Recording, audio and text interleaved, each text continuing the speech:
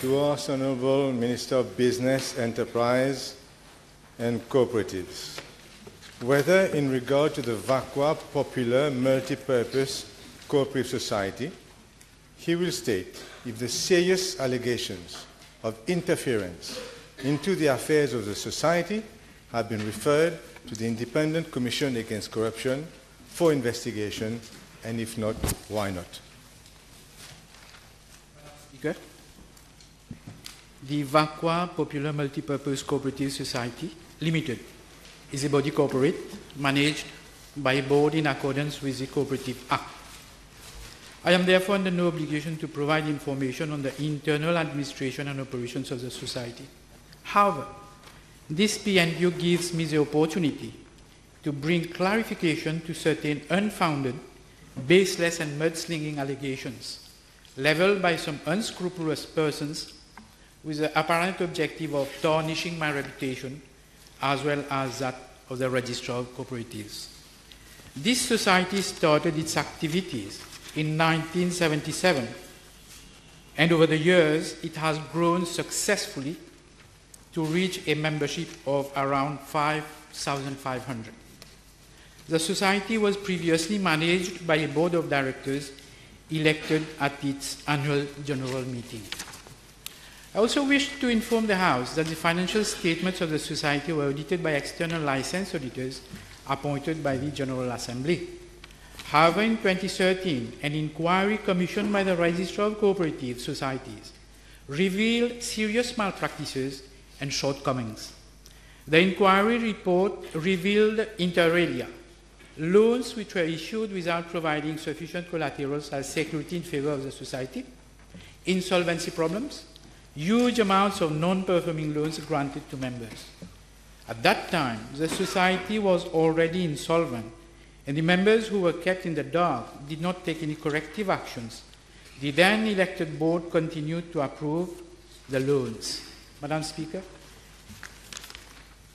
it is with this background that in December 2014, the society was put under strict control under Section 73 of the Cooperative Act 2005 to ensure that all transactions effected by the society are vetted by officers of the Cooperatives Division in order to prevent loss or misuse of society's funds.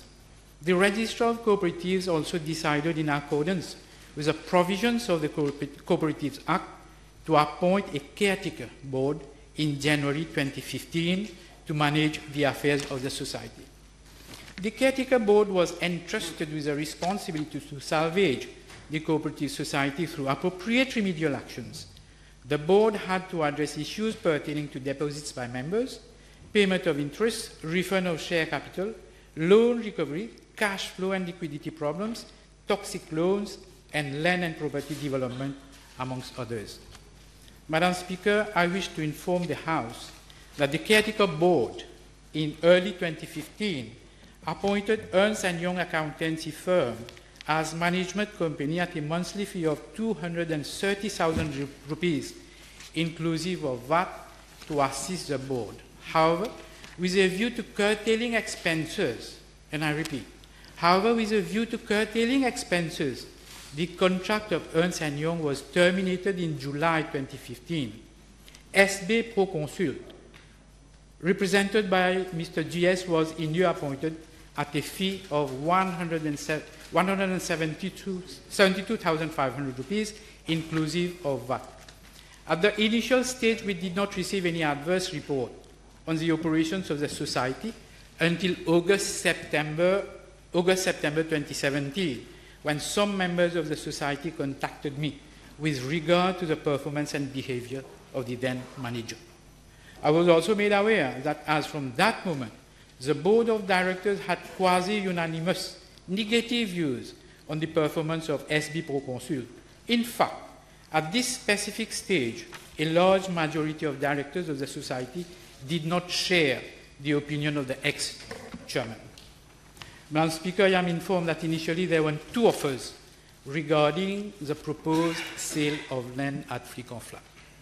On 8 September 2017, and after having considered both offers, the board of directors under the chairmanship of Mr. Jhugroo, Lakshmi Prasad, unanimously recommended that the offer of C Limited be submitted to the General Assembly for approval. In spite of the board decision of 8 September 2017, the then chairman, Mr. L. Jhugroo, on his own ultra-virus and on the back of the board, continued to negotiate with F Limited, that is the author of the rejected offer.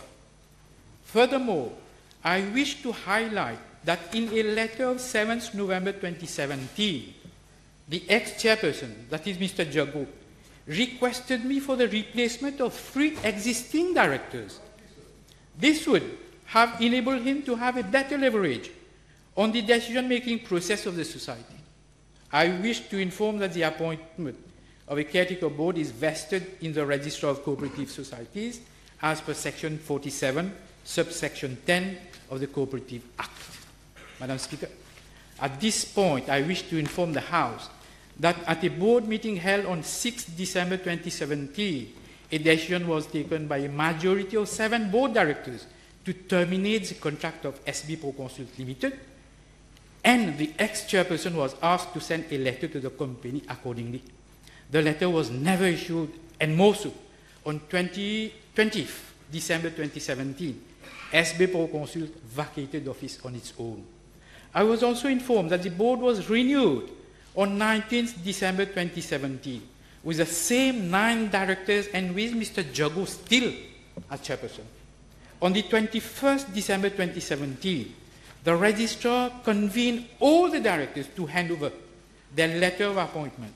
However, on that day, the ex-chairman, that is Mr. Jhugroo, did not mention that on the eve he had sworn an affidavit in the Supreme Court where he had made a number of unfounded and self-contradictory allegations. We are only aware of this affidavit from leaks reported in the press. Madam Speaker, in the light of the above, the Register of Cooperative Society reconstituted the board.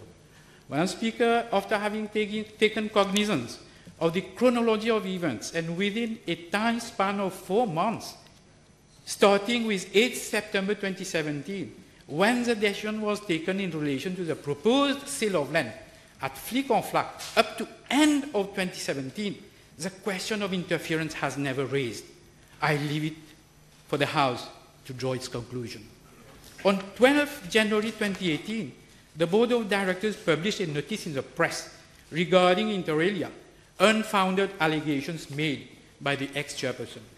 In the said notice, it was pointed out that, amongst others, the following: in line with Section 47 of the Cooperative Act, the caretaker board had resolved, as evidenced by several minutes of proceedings, to call for a general meeting of members within the next few weeks in order to make a presentation of the various options available regarding the Flic-en-Flac land, present to members the contents of the draft agreement submitted by the prospective buyers, including the rejected offer, with details of the shareholders and directors, obtain the general meeting's consent or refusal regarding the best option as approved by the board. It is therefore clear that the contrary to allegations, no party, not even a minister, except the General Assembly, can claim to have the authority to dispose the assets of the society. Madam Speaker, in relation to the Vacoas Multipurpose Cooperative Society, there is no evidence, no valid suspicion of corruption, no attempted corruption in relation to any public official, and therefore there are no grounds for referring any such matter to the ICAC. Some of the allegations of interference circulated in public emanate from the former chairman, Mr. Sunil Jhugroo, in various press conferences and social media videos, and none of them disclose any valid evidence of any act calling for further action from my ministry. Indeed, the above-mentioned notice from the caretaker board, dated 10th January 2018, stated that the said allegations reported in the press are unsupported, frivolous, and devoid of legal basis, and had reserved the right to make monetary claims from the author or authors of the said allegations. Indeed, the cooperative society acting through the board was successful in obtaining successful in obtaining a court order against the authors of these allegations. It stands to reason that if the authors of the allegations had demonstrable evidence of what they pretend the onus was on them from the start to have reported it to relevant authorities. Finally, Madam Speaker, I wish to remind the House that this so-called interference is a smokescreen, a diversionary tactic to draw attention away from the heart of the problem at the Vacoas Cooperative. The proposed sale of land is merely a means, not an end. The true scandal lies elsewhere. Did I remind this House that over 300 million rupees were embezzled by a former board and management of the Vacoas Cooperatives until 2014, that is well before my tenure as Minister for Cooperatives. I inherited this disastrous situation that was allowed to fester until 2014. Madam Speaker, in December 2017, in response to an article in Sunday Times, the Minister said this about the affidavit. C'est totalement faux. Tout ce qu'il a dit dans son affidavit est faux. So I take it there that the Minister was aware of what was in the affidavit, that he has done nothing legally against it. Therefore, to help him, Madam Speaker, I will, with your permission, table a copy of the full affidavit, all, I don't know how many pages they are, with the attachments so that he can officially take note of the affidavit. It is signed and everything. Madam Speaker, this, as the Honourable Minister mentioned, this corporate society has 5,500. One of the biggest corporate societies in Mauritius. It also has assets about 1.5 billion rupees. Let me ask, and Madam Speaker, my concern is undue interference, possibly illegal interference in the affairs of the corporate society. Yes, my first question is this, Madam Speaker. Ask your question, yes. Yes. Why did the Honourable Minister ask the Registrar of Cooperatives to appoint his own advisor, one Mr. Rajiv Kunjbiari, also a well-known MSM political agent, on the caretaker board of the society? Why did he ask the Registrar to do this? Madam Speaker, the said Mr. Rajiv Kunjbiari is an advisor on cooperative matters, and there is no problem appointing an advisor as board member.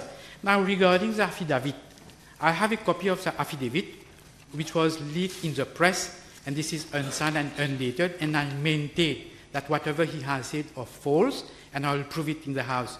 No, I hope that you will prove it by going to the authorities, to the police, not in this House. Madam Speaker, I'm going to ask the Minister whether the appointment of his own political agent, election agent, Kunjbiari, and advisor to the board was not for him entering into the board through a back door so that he could influence the decisions of the board for which he had no legal right to.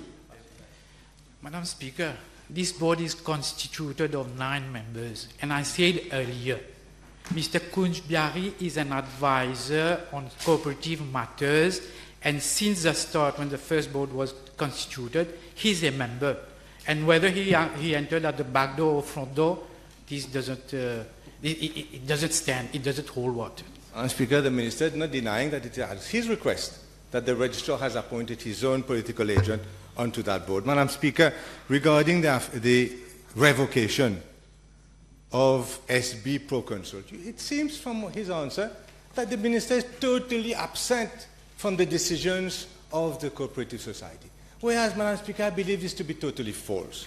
In fact, in a mail, which I again will table, on the 1st of December, and here is what his advisor, Rajiv Kunjbiari, says, that the Minister issued a clear directive to the President to bring a motion to the board at the soonest for the termination of the contract of the manager. So, if there was, Madam Speaker, so many people on the board that were against Mr. Sukan, why did he need to interfere and give a directive to the board to revoke the contract? Madam Speaker, Madam Speaker, the issue of SB Proconsult was a subject matter of discussion between some members who were not happy with the performance of the manager of SB Proconsul, where he has been asking repeatedly for an increase in his fees. And let me, for the benefit of the House, Madam Speaker, enumerate the various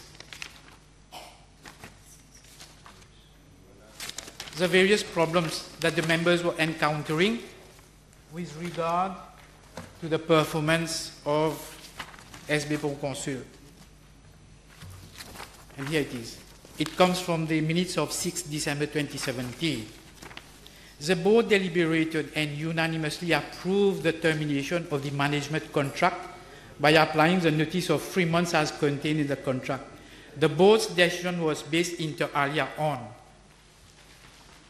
serious allegations raised at the level of the ministry, such as sale of car, seized by the society to a close relative of one of the directors of SB Proconsul, and negative perception in the public created by the employment of the sister of one of the director of SB Proconsul. This was the subject matter. And when members came to see me, there are many other. Madam Speaker, let me list all the allegations and all the complaints that board members were talking to me. Absence of progress under the salvage plan proposed by the managing firm as agreed under the contract of employment.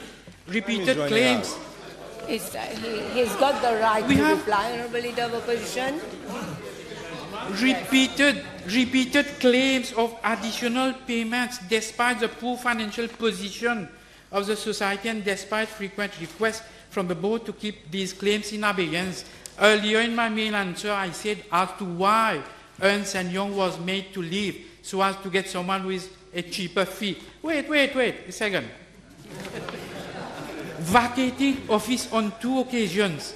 Madam Speaker, vacating office on 2 occasions, one of which on the eve of an AGM, SGM, without notice.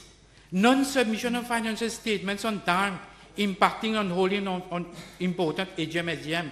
Non-submission of yearly management account despite regular requests. Frequent interference with board business during deliberations. Posting of only 1 permanent staff instead of 5 at the society. These are complaints that were being communicated to me. Now, hold on. When you say that my advisor sent a mail, I called the chairperson. He agreed that, okay, don't go to the board. He also, well, I will tell you.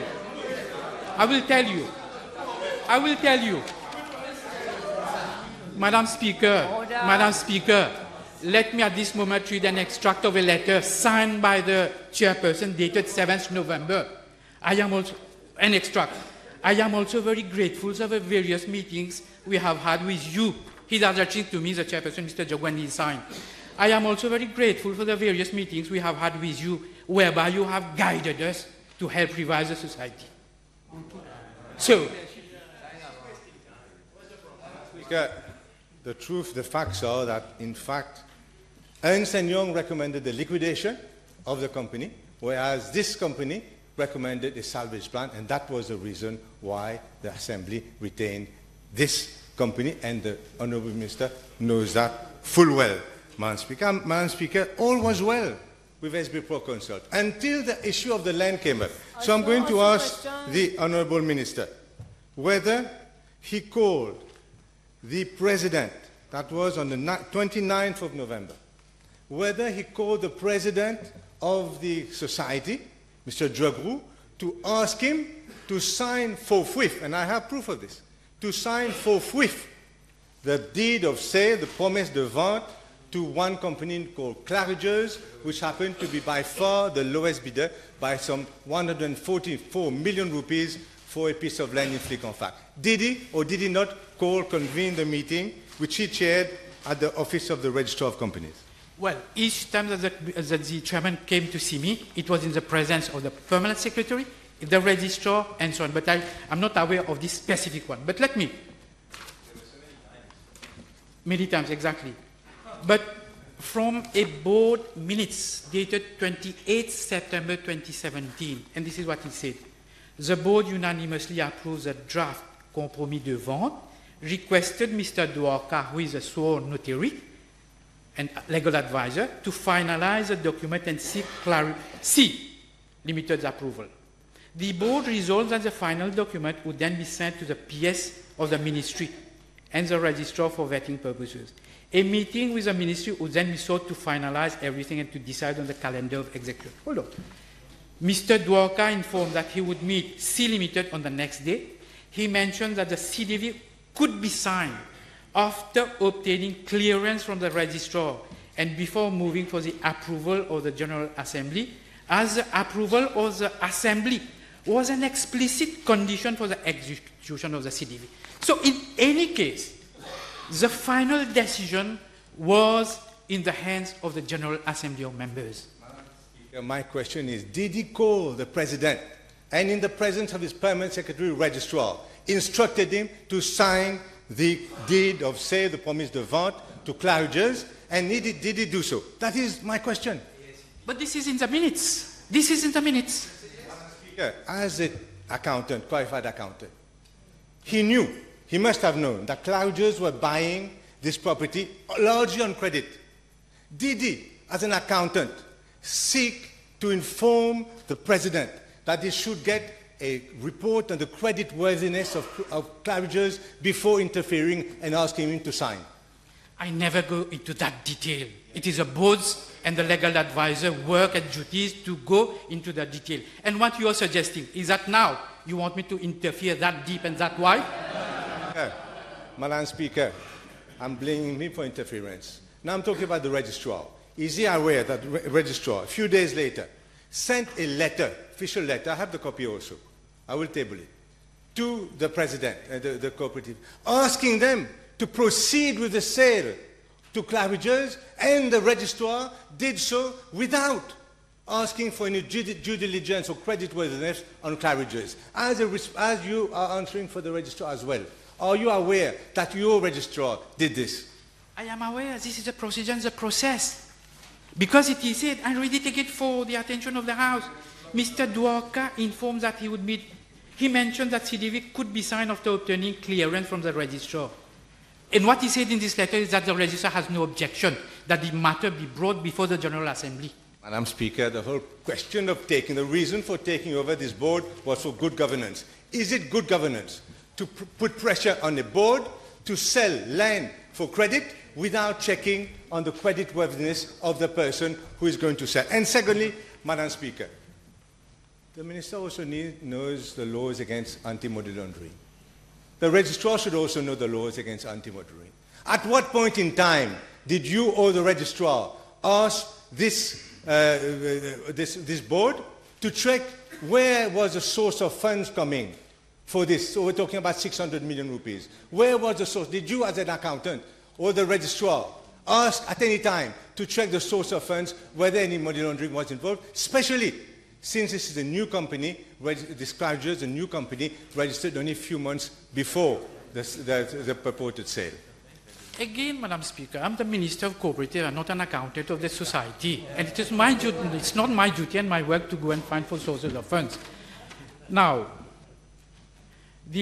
I'm being informed that the C Limited shareholders already approved by BOI on other projects as well.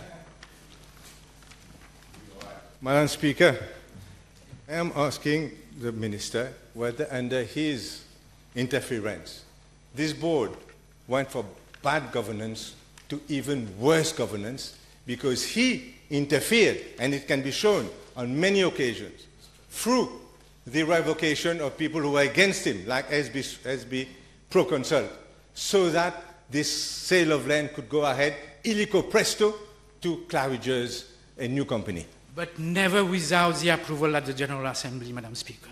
Madam Speaker, the Minister, the registrar, when we were talking about putting pressure, and last week he told us that he never put pressure on the board. This is what you said in the Hansard. When the two members who voted against your directives, less than a month later, they were revoked from the board. Yes. We're talking about Limbaji and Jhugroo. They were revoked from the board because they voted against your directive. Is that not putting pressure on the board? No, Madam Speaker. At this moment, let me quote some sections in the unsigned affidavit that I have got. And what he says, at paragraph 30 in his affidavit, the chairperson says, I believe, one extra, I believe that the compromis de vente of F, as tabled in the board meeting of 8 September 2017, was not a final document, and numerous errors were reported, and it was not clear as to whether the version tabled was indeed the final one or provisional draft. Here you have a chairman of a cooperative society of that magnitude with 5,500 members who has chaired a board where important decisions were taken, wide and deep discussions were held, and a decision was taken as to whom to sell. Now, at the end of December, saying that I believe that was not a final or provision. But again, let me quote two more paragraphs. Paragraph 27, where he said, I state that the society has received 2 offers for the sale of the said property of 37 arpents of land belonging to the society at Flic-en-Flac, and this will definitely save the society from insolvency and will allow all members to recover their full deposits and savings. Hold on. At paragraph 45 in the same affidavit, the same chairperson, now what he says, in the same, I aver that the minister added that it's 2 years now that the land has not been sold and final decision need to be taken. I replied to the minister that in view of the fact that 45% of deposits have been paid to all members, there's no need to sell the land now.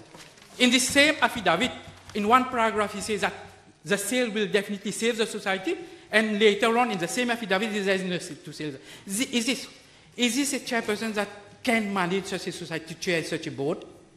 And it is with this reason that the registrar of cooperative removed him, and not because he has opposed, because the decision to remove, to rescind the contract of SB Consult, there were 7 against 2. The decision was already taken. Speaker, the contract of SB Consult was approved by the SGM, not by the board.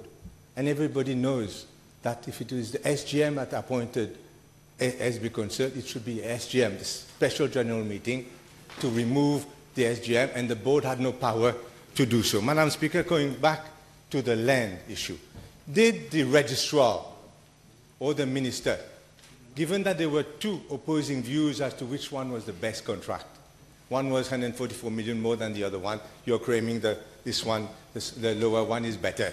It's clear from your letters, the registrar letters. Now, did you ever ask the registrar, ever ask the board to get a professional evaluation? Because last time you seemed to be yourself an expert in land in this House. Honourable Leader of Opposition, we are running out of time. Yes. Be short and accurate. Yes. Did you ask for a professional evaluation at any time? Did you ask the board for that? Well, they have enlisted the services of a sworn notary as legal advisor. And let me correct one thing, Madam Speaker. At the meeting of 8 September 2017, where the decision was taken as to whom to sell, pending the approval of the AGM, the figures quoted by the Leader of the Opposition is wrong. One is 670 million, 0.4 million, and the other one is 650. This is what in the minutes. Completely different figures, Madam Speaker. Yes, I will ask the question.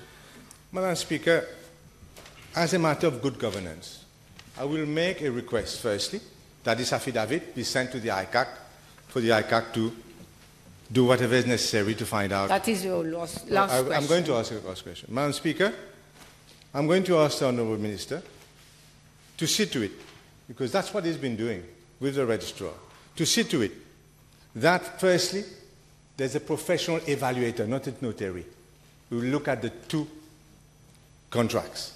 Secondly, that there is a due diligence on the creditworthiness of both the offerers and also for anti-money laundering provisions. See to it also, Madam Speaker, that there is an independent legal opinion. And having had all this, it is at that time that the General Assembly should be asked to consider on the sale of this land. Will he agree to all these steps before the sale of the land? Well, I take note of whatever, and it is up to the board and AGM to decide. The AGM will decide at the end of the day with all the details that have been presented to them, and the board and the legal advisor of the Cooperative Society is there to finish all the details, but